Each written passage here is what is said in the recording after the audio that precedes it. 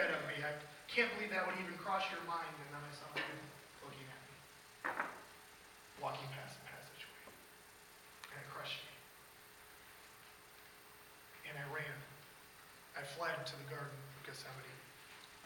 And I spent, before when he asked me to pray for him, and I wasn't able to because I didn't have that anguish of heart, I had that anguish of heart now. And I prayed for him then. Their next couple days kind of went as a blur. They drug him out. They put him in front of the people and they said, who would you rather have? This man or Barabbas? The rapist, murderer, insurrectionist. And they said, give us Barabbas. I couldn't believe it. And they took Jesus away to be crucified. And there was nothing I could do to stop it.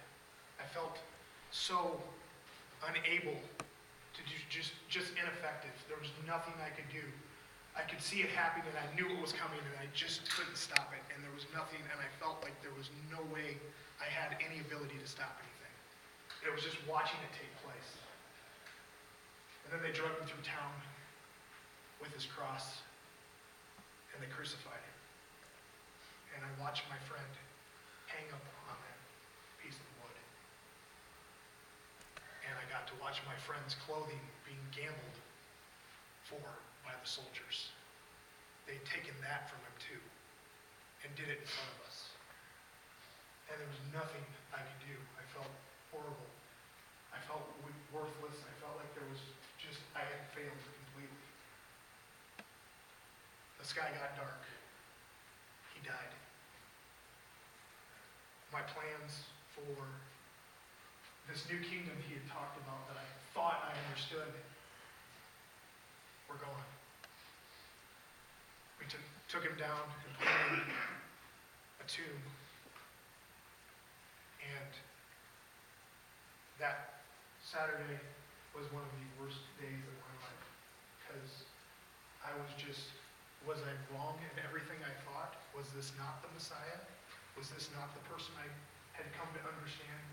Was everything that this entire 2.5 years that I've been walking around with him completely worthless? What is going on? I was just, anguish would be an understatement. Then Sunday morning rolled around, and Mary came running out.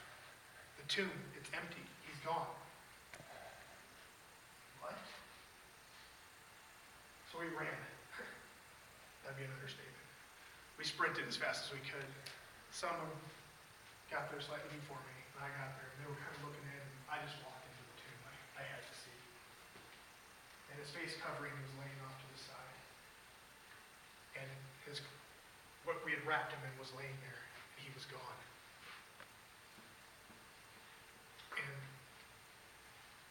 there was a small spark of hope. Because I had seen him raise Lazarus from the dead. And it continued. Later that day, he appeared to us in a room, and we got to see him, and he was alive. And all of a sudden, it changed, and the happiness was there, and I was able to understand more of what he meant by some of those statements that he had made before. It wasn't about this kingdom. It was about a kingdom to come. Now, no longer is Peter. Isn't it nice that it's not about us?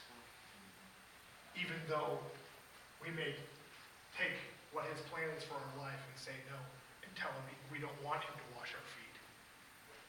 Though we may betray him, make comments or say things when the peer pressure is on that we don't need to say, and deny him, he's still there. Doesn't matter if we fall asleep, if we're ineffective, it's not about us. It's about whether or not we decide to say, yes, Lord, I accept you. I accept that gift you made for us.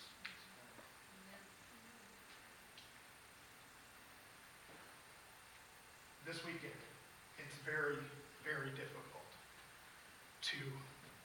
anywhere without seeing things that are not necessarily about this story, whether it be the Easter Bunny or the eggs. But I hope each and every one of you can make the